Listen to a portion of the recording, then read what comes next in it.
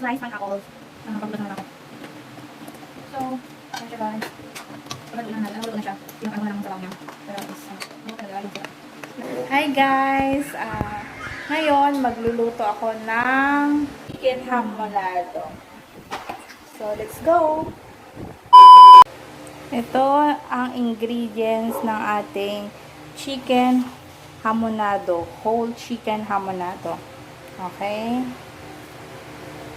So, ngayon, imamarinate na natin yung chicken. Lagyan siya natin ng toyo.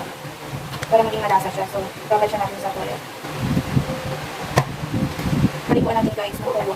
Nang sa ganang makula-kula siya. And then, meron tayo dito bawang na ginayat. So, lagyan natin ito. Para masarap siya at mabango. Meron din tayo dito ginayat na sibuyas. Yan ilagay lang. Kaya mamarinate muna natin siya. After nyan, hindi na ako lalagay guys ng asin. Kasi gagamitan ko siya ng magic sarap.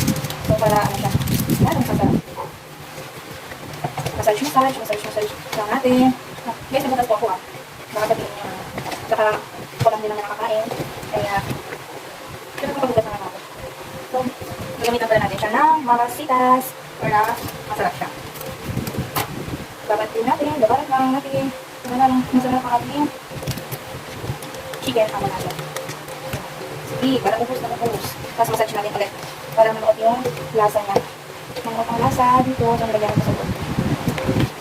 At guys, mag-add na lang ako nito. Magyaman lang sabaw para manuot yung lasa. Wait lang ha.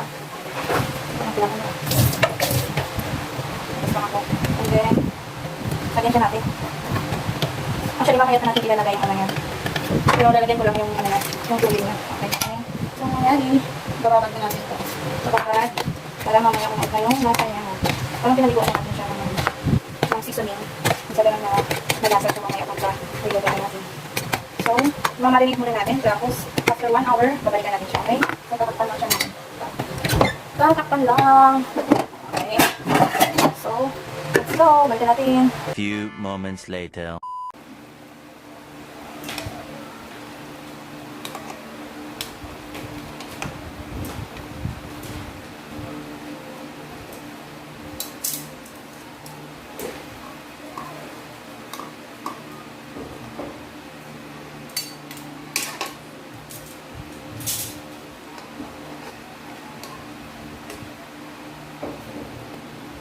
Guys, maglagay tayo ng konting asukal. Ano lang.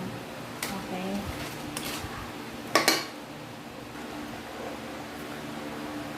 Alam mo guys, ang bango.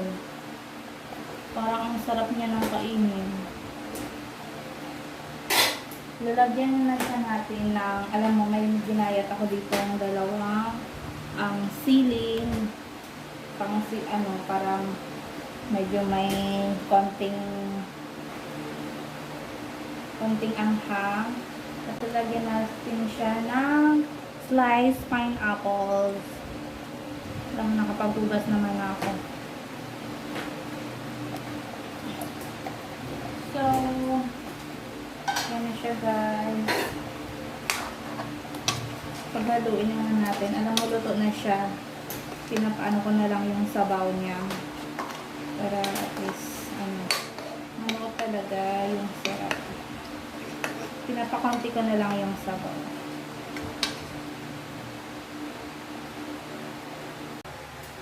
Ito na guys, yung finished product na hamonado.